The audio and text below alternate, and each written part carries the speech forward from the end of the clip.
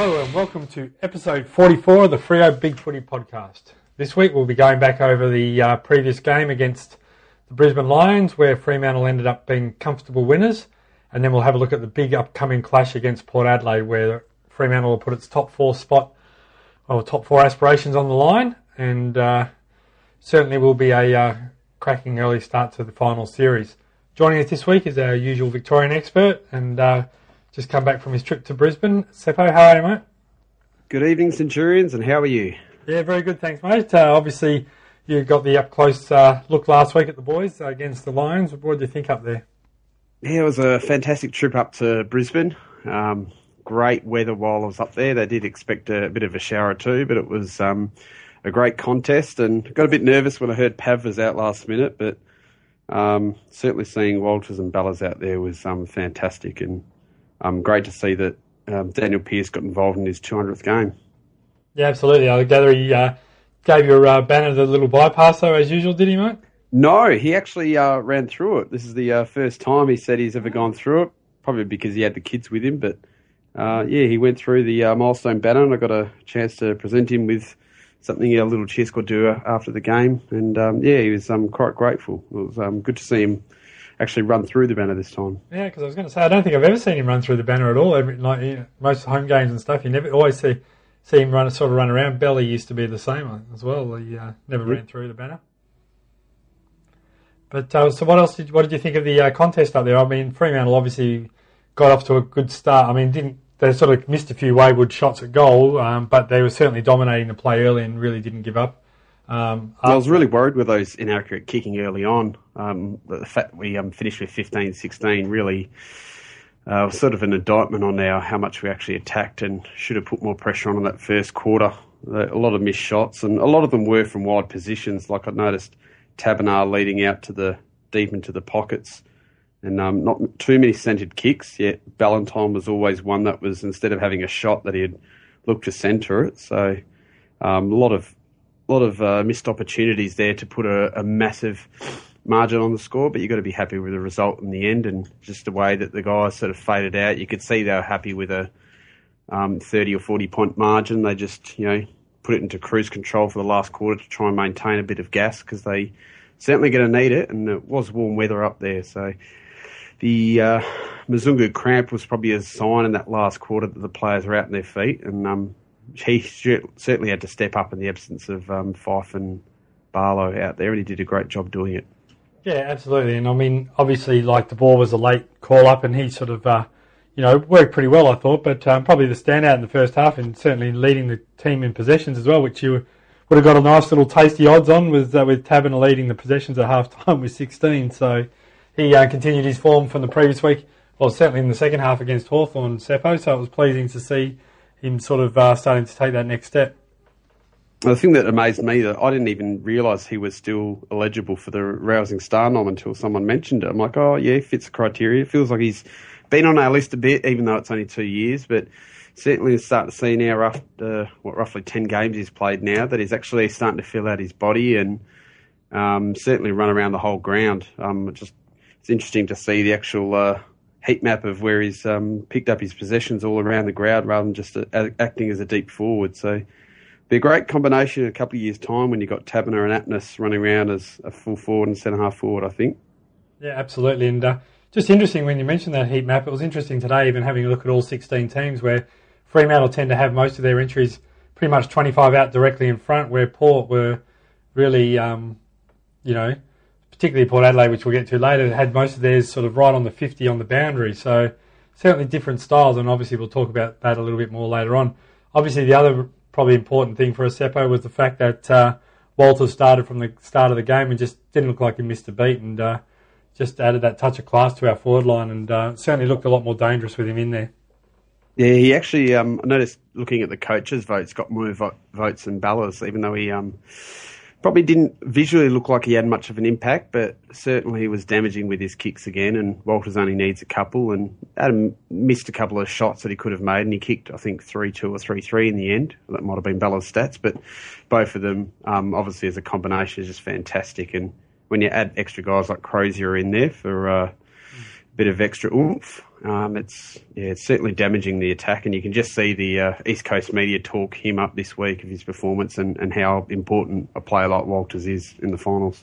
Yeah, absolutely. And it seems to, whether it's a coincidence or not, but Maine sort of seems to have sort of grown an extra leg as well since Walters has returned, and just looks that little bit better and probably playing in a bit more of that traditional forward line, so that he was probably used to last year. And certainly be interesting to see how he goes on Saturday with that more traditional forward line with Pav and Tabiner, with the little three small guys with Crozier, Walters and Ballantyne running around in there as well.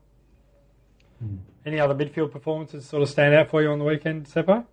Not too much. I was sort of a bit disappointed with players like Neil and Subin, and probably De Boer. De Boer was solid, but I expected a bit more out of them in the absence of others. But Mundy and Mzungu seemed to carry the load, as well as Tabiner in that first half, actually getting a lot of touches and pushing ourselves forward. It was at least good to see that Sandy got through unscathed, and there was no real major injuries other than, I think, Maine I saw limping, and Bella's worn himself ragged again at the end of the game, and Mzungu's cramp looks like he's going to be absolutely fine. So it was great to see those guys get through, and like Ross would say, just happy to bank the 4 points and move into next week. Yeah, absolutely. And I think the other key thing was just the way that Lyon sort of in that second half sort of not put the cue in the rack, but he certainly didn't play our best players in position. Like Mundy played a lot of the second half outside the the centre square, and just seemed to just be, as you said, just doing enough to get the 4 points. And I think they realised that they weren't going to sort of get enough of a buffer or advantage in the percentage anyway to worry about it. And I think they're pretty comfortable. And I don't know whether Lyon would be more comfortable just going in fact that they know they've got to win rather than having that sort of whether it be a 10 or I think it worked out that even if they won by 100, it would have been about a 12-point buffer. Which is not a lot really in the end of the day, but it'll be interesting to see how they manage it this week, that's for sure. All right, we probably won't speak a lot about that game, Seppo. I think it's, as you said, pretty much spoke for itself, and as you said, probably the most pleasing thing was the 31 scoring shots, as you mentioned earlier, and just, a couple of weeks in a row now we've scored 100 plus, and we're certainly looking at a lot more attacking side than we have in the last few weeks. Be interesting to see this week against Port whether they curtail that and play a lot more lot more structure, and sort of you don't probably really want to get in a shootout with Port Adelaide, but it'll be interesting to see which way they go. Yep. All right, obviously 2 big ins for Fremantle this week, and all week there's been speculation probably about both ins, with Pavlich with his quad injury, who trained pretty well by all accounts this morning, and also Michael Barlow as well, who did all the training that was required this morning, including the match sims, and obviously got selected. So the 2 unlucky players were Matt De Boer, who's been omitted, and Ibbotson as well, who's also been omitted. So, which is interesting considering he generally plays pretty well and plays that intercept marking role. So, be interesting to see which way they go. And for the ins and outs for the Port side, Seppo, who have you got there? We've got Jarman Impey coming into the side, and Cam O'Shea, the young defender, coming out. So, just the one change for them, and they've got Carlisle playing his 150th game as a milestone. Yeah, obviously they rested Impey last week, and I don't think he played Sandful either. So obviously they were, I know he played on Ballantyne last time they played them, but the interesting thing, obviously in that game as well, we had no Walters there. So, and Ballantyne played a pretty good game. So it'll be interesting to see how they go with the smaller forwards that we've got there, because obviously they've got a few of their sort of regular players back in Carlisle, Trengrove and Homch and those sort of guys. Obviously the main. You'd think probably Crozier will end up getting the job on Pittard and or Maine will, in terms of stopping Pittard's run out of defence. It's just hard to tell after last week, Seppo, because Carlton were really just that abysmal, but you couldn't tell whether they were abysmal or Port were very, very good. It's just it was just difficult to tell.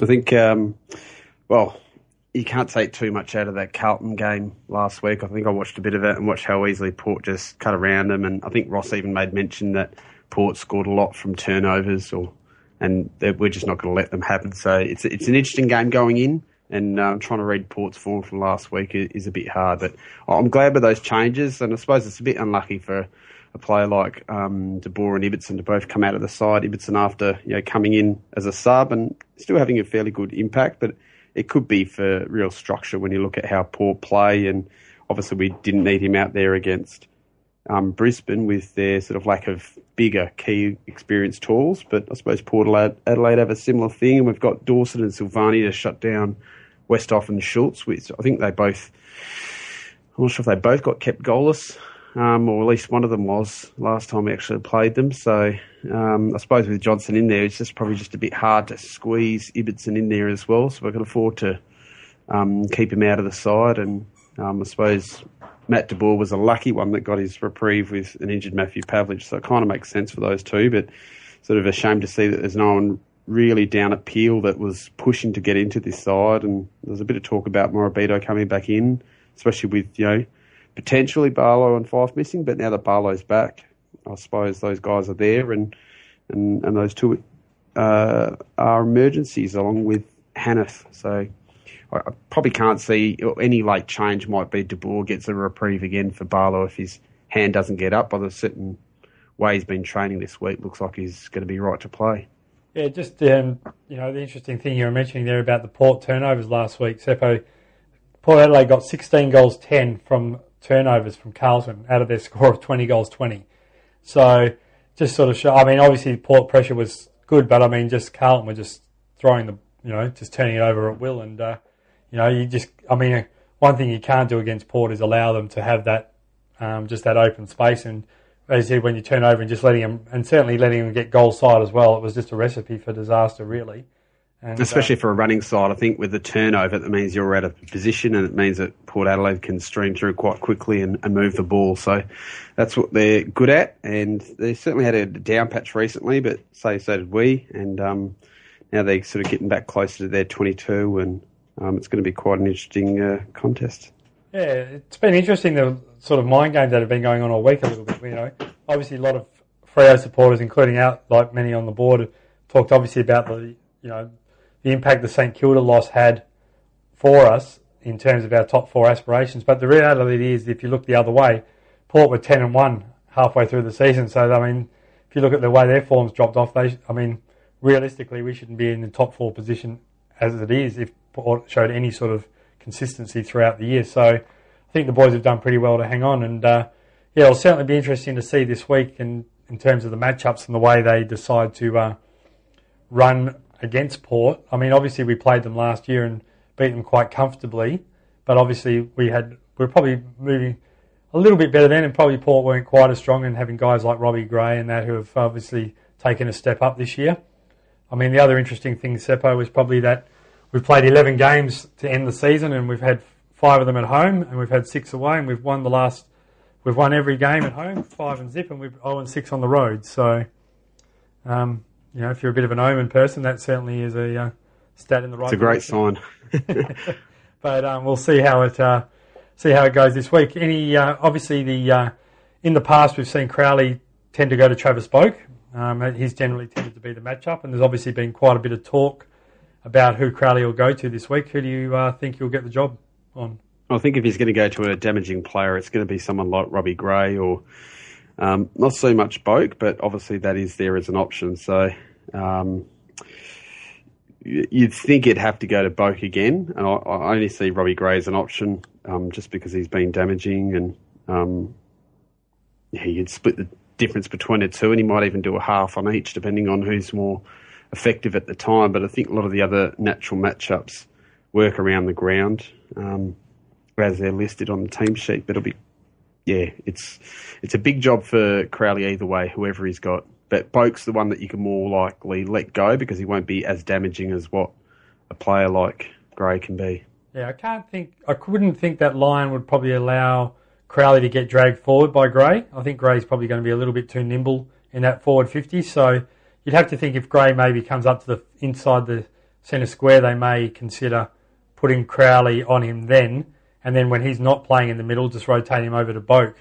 But the other one obviously is going to be Mzungu and who he plays on. You'd have to think maybe Hartlett or Polek will be the choice of player that Mzungu will play on. You think Polek on the wing? I think when we played them at Adelaide overall in a year was the one that was running and really breaking the lines. So I think Mzungu's got a great match up there for someone that likes to run all day. I reckon Sutcliffe's another one that go to maybe Hartlett if Mzungu's got Polek. So there are some great runners we've got in our midfield that can go with those guys. Yeah, absolutely. And the other thing that's going to be quite interesting as well is if we look in the last time we played them in terms of the ruck and stuff like that. I mean, obviously, Lob's been a very, very good ruckman for them this year and been giving them quite a lot of work in the hit-outs. And I think he had 56 hit-outs last week. So obviously he was able to dictate a lot of the time where the ball was going, where I don't think he's going to obviously get that same ability in when going against Sandilands. So it'll be interesting to see how Port structure up in the middle of the ground when Lob's obviously not going to be able to give them first use of the ball. And I think, although Clark hasn't been terrific lately, I think he certainly, as a second ruck, will certainly have an advantage over someone like Trengrove or Westhoff, who hasn't been 100% and was in a bit of doubt earlier in the week himself. Any other key matchups you think, Seppo, that you're looking forward to? I'm quite interested to see with Taberner named if he gets one of the key tools like Carlisle or Broadbent or Trengrove or something like that, just to see how he performs again. 2 or 3 weeks in a row. If he can have great form leading into the finals, it'll be a quite interesting prospect for another chop out for Pav. And obviously Pav's now there. I think he got a monstered a bit by 2 guys at once, I think, last time we played Port. So hopefully this is his chance to get another second tool in there, obviously as well as Clark and what Main will. But I think Taverner's providing a bit more of a contest than what Main has had to do and Clark has had to do in the past. Yeah, it'll be interesting because obviously Clark played quite well in that first game. I think he kicked 3 goals the last time we played them. It was probably his most productive game in front of goals for the year, certainly against a quality opposition. So it'll be interesting to see when we're looking at the differences between the type. Obviously, we've got a few guys who aren't playing this time that did in the last game, like Subin. Obviously got a reprieve last week, but obviously Fife will be a big loss for us. And Clancy Pearce played, I think, in the last one, and obviously Walters is a key inclusion for us, and he certainly just makes us that little bit more dangerous. So it'll be interesting to see which way Freo goes. But with that, because obviously Silvani played in the last game, we didn't have McFarlane then either. So it'll certainly be a battle of wills and different game styles, I think. So it'll be, obviously Port look like they get an extra leg at home as well. So we'll obviously the Purple Army will need to be out in full force and just try and make sure that we make it a home ground advantage that we can sort of take advantage of. Yep. The other key matchups obviously will be their small forwards for Port Seppo with obviously Chan Wigard, Robbie Gray, Monfries and Need. So they've obviously got quite a number of small forwards down there. We have struggled a little bit against them in this year, and I think last time we played them, Wingard had a bit of a day out as well. So, and I think he ended up kicking 5 goals that day. So it'll be interesting to see how Fremantle learn from that from the last time and what steps they'll take to negate those smaller forwards a little bit this time. And it's interesting, like when you talk about smalls, if you throw Need, Wingard, Monfries and even Gray all into the small basket, they've almost got 4 smalls and we've got only probably 3 small defenders capable of playing on them. Not sure how Johnson's going to go or playing loose if we need to get Sutcliffe back there to get another job on someone, because Sutcliffe did all right against the smalls of Brisbane. I think he had a couple of jobs on Green and McGrath and Louis Taylor. So it's good to see that we've got a bit of covered there, but obviously Wingard's the one that can be the most lethal in front of goals at half a chance. So either Spur or Duffield's going to get the job on him, and they're going to have to really lock him down, and we're going to put pressure on them up the field, not to get him down to them, because they are certainly quality players, and it's going to be one way to stop Port from winning. Yeah, I mean, the other interesting thing this week will be, and I think we saw a couple of weeks ago with Pavlich having a bit of a head knock. He just didn't look himself the week after, and I know that they cleared Jay Schultz pretty early in the week with concussion, but it'll be interesting to see how he comes out and plays this week as well, because Pav really didn't look himself for granted he copped 2 knocks in a row, but he just didn't look himself until that Hawks game, really, where he looked back to his normal self. So it'll be interesting to see if it has any sort of lingering effect on Schultz, because obviously with Westhoff having to or Trengrove having to do that chop out in the ruck, it's going to be critical for them to have that taller target up forward for them, because if they don't if Fremantle are able to dictate and sort of stop the ball getting to ground, it's going to be very difficult, you'd think, for Port to kick enough goals if they don't have someone to provide that contest for them up forward. Yeah, and when you actually look at their side, if Schultz doesn't actually get up, they've got O'Shea, Mitchell and Newton to all come across. And in terms of sizes, I'm not sure how big Ben Newton is, but the other two aren't exactly replacements for a key forward if they come out of their side, which makes them even smaller in general. So it's going to be quite interesting to see if Schultz actually does get up. Obviously, they've named him and they're quite confident, but certainly make a big difference. And that might even force our hand to make a change as well, just to match up. So yeah, well, I mean, Ben Newton's only 6 foot, Seppo, so there's no way he'll certainly be playing in the key position role if one of their players, for whatever reason, didn't play. So structurally wise, they'd have to look at the way they work it. But I mean, you think Schultz, if he was named that early, he'll be right to play. It's just going to be interesting to see if there is any lingering effect and whether he can play at 100%. That's all. Yep.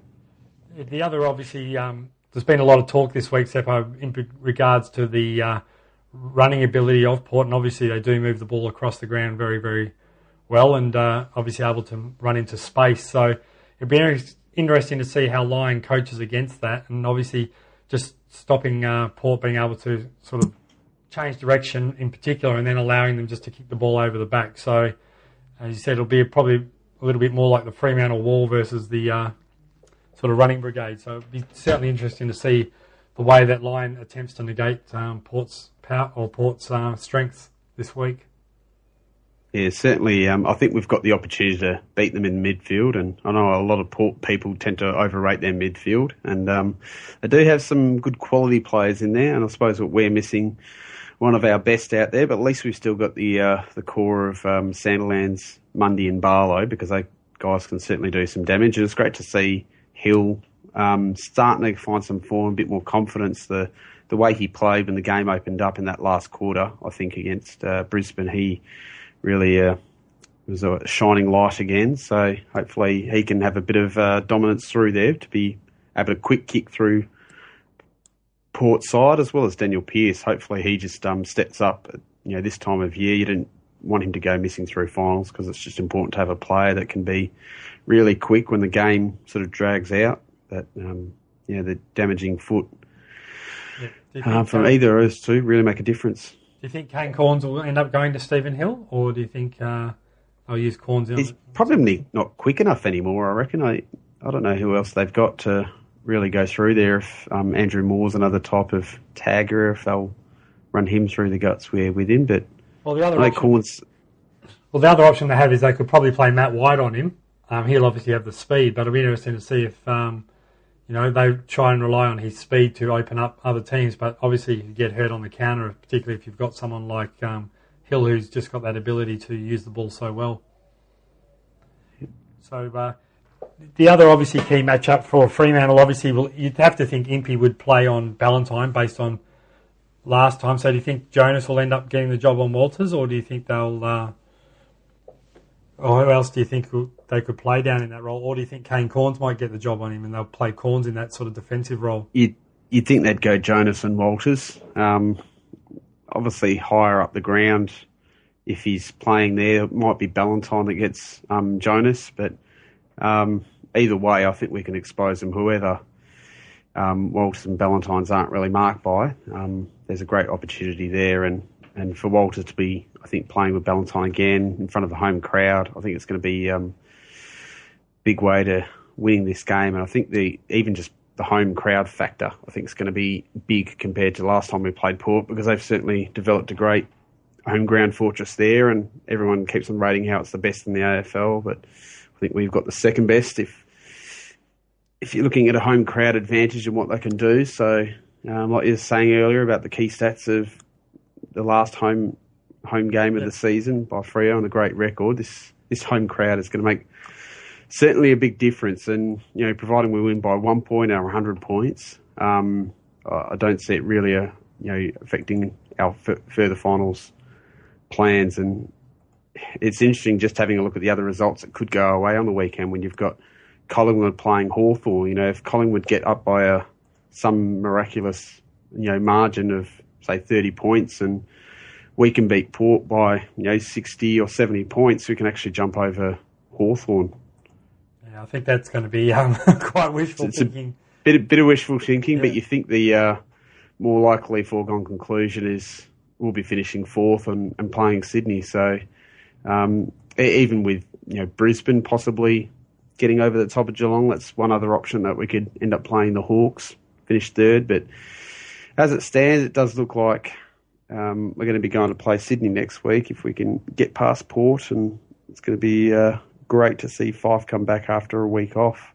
Yeah, it's interesting that obviously a lot of the pundits have been talking up Port, and even tonight on league teams, I think all bar Dermot Brereton picked Port Adelaide to win, but yet the betting market says that Fremantle's $1.45 favourite and Port are $2.75. I think obviously Port were $3 at the beginning of the week, which I thought was probably a little bit overs.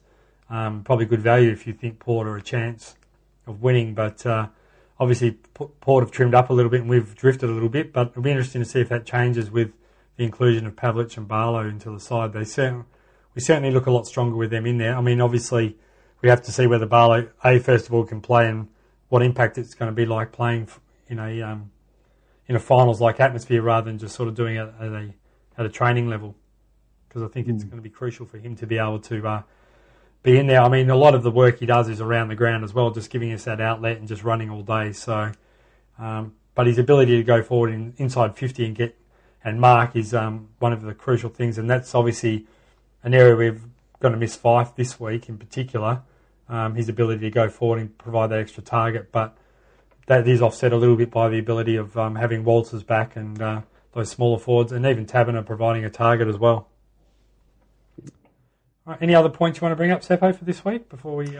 No, other than the fact that I won't be going down to my usual pub to watch this. I'm celebrating my birthday on Saturday night, even though it was earlier in this week. I'm having a couple of people around for a barbecue, so I'll be sitting down at home watching the game and then hopefully celebrating after that with a couple of drinks. So hopefully Freo do the right thing and give me a good reason to celebrate on Saturday afternoon. And will you be getting down to the game yourself there, Centurions? Yeah, mate, absolutely. I'll be there and haven't missed one for a while, so quite a few years. So, yeah. And what's the weather forecast looking like at the moment? Is it going to be a nice warmish day, or is it going to be raining? It's going to be raining tomorrow, so I think it's going to be quite stormy tomorrow, but then it should be clearing up after that. So, I don't think the weather should be an impact, like a factor at all, really. If anything, chance of rain will probably actually suit us, just to slow down the rate at which Port go and provide a bit of a slippery ball, actually help some of our guys. So. I think it's only supposed to be like 19, 20 degrees with a little bit of rain. I think there's a 5 to 10% chance, or 90% chance of 5 to 10 millimetres. So, but I think most of that's in the morning. So there will be probably maybe a little bit of a shower. I don't know whether that helps us or hinders us. Like obviously we'll have the big bodies in there, but with obviously the ball hitting the ground with our smaller guys, and we're used to playing in the wet as well, so it will certainly stop their Port's running ability if it is a wet game, that's for sure. Yeah, certainly. All right, so go Sebo. If we're going to look at the 8 and how it finishes, what do you reckon is going to be the chance of West Coast sneaking into the 8, or do you think it's going to be Adelaide? Well, it's a hard one to say. I mean, obviously West Coast, they've got to have a few things go their way, but I mean, I think it's pretty clear to most pundits that really the first 5 teams regardless of which way they finish, whether it's even Port or Fremantle, the top 5 teams I think are a class above. Then I think probably North Melbourne are a little bit above the next 2, and then you've really got Essendon, and I think, to be honest with you, I mean, Richmond will probably be a bit more dangerous in finals, you would think them. But if West Coast have to go to Port Adelaide, I can't, or even if they have to play us, worst case scenario, I can't see them getting out of the first week. I mean, the thing that's probably going to hurt Port a little bit as well is if it goes according to favouritism, obviously we would win on Saturday, and then Port would probably play West Coast and beat them. If we lost to Sydney, then Port would have to come back and play us again in another 2 weeks' time over at Subiaco again. So that would be certainly an interesting scenario, and so obviously one they wouldn't be pleased about. But I think I think the boys have got themselves, the mindset that this is, final start now, and regardless of whether you think a team can win outside the 5 or not, the fact and figures are that if we don't get in the top 4, it's going to be very, very tough for us to make it to the last day in September, which is going to be obviously very disappointing. But I think the boys are able to go out this weekend and probably get the job done. Obviously, our old mate is on the whistle again this week, Seppo, so hopefully they'll... Yeah, you've got Margetts as well as Nichols. I'm not sure who's the worst out of the two.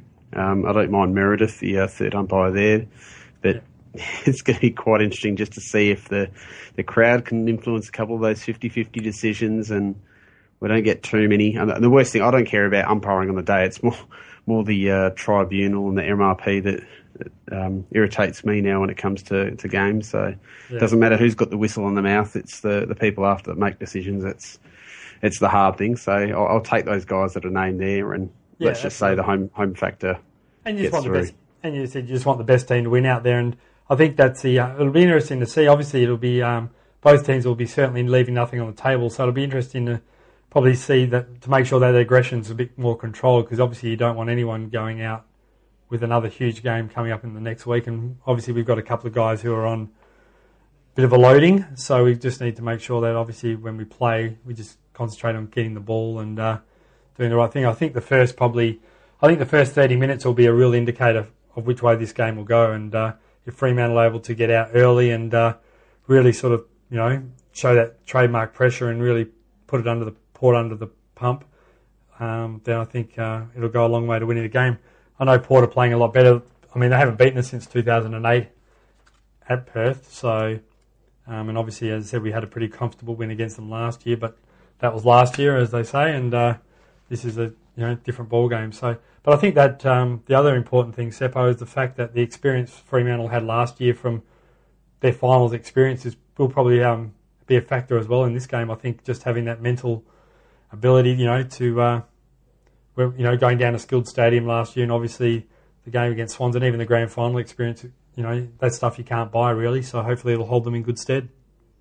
Certainly after the way that we played last year against Geelong and got that win, and even just like you said, the experience in the grand final, they probably have even learnt something this year to hold a bit more into the tank to get us through those big games. And you can almost see this year that we've had almost less than impressive home and away season compared to last year, but almost fear now that they're timing their run well. And if we turn it up like we did at the last round of last year, that they've even learnt from last year, and they're going into this final series better prepared and ready for some action. So really looking forward to this. And if we do lose, it's probably not looking too good, but I'm going to go and throw my tip in for Freo to win by a comfortable 36 points. You are confident. I'm not going to go quite that confident. I think Fremantle will win by 15 this week. But, we definitely need big games from Zach Clark this week, I think. And just as the ability of those boys to... we probably just need to make sure we don't muck around with the ball too much in that back 50. A couple of times we've sort of been exposed when we've been overusing the ball in there and that sort of stuff, and you just can't afford to do that this week. But I think, as you said, if we come out and play our best footy, I think our best footy is good enough to win, even without Fife and obviously McFarlane out there. But as you said, it will be game on, and it'll certainly be a cracking atmosphere there, that's for sure. And let's hope that the Purple Army comes forward and does it. Any other points you want to bring up, Seppo, for the board this week before we finish up? No, good luck to everyone that might be in their fantasy or Supercoach finals, last home and away game of the season, and look forward to discussing finals next week. Yeah, absolutely, and the sort of end of the season's come around quite quickly, and as I said, let's hope next week we're discussing the Fremantle versus Sydney matchup. So, but that's it for this week, and everyone say thanks again for joining us, Seppo. It's great to have you on board. No worries, and look forward to speaking to you next week. Absolutely, and we'll catch everyone again next week, and let's hope that, as I said, that Fremantle will get up and consolidate its spot in the top four. Enjoy the game if you're going there, and for obviously those people in Perth, it's a bit frustrating with a 2-hour delay for those people watching it on free-to-air, so hopefully you can get down to the pub or to a mate's place who's got Foxtel and enjoy the game. That's it for this week, and we'll catch you again next week. Bye for now.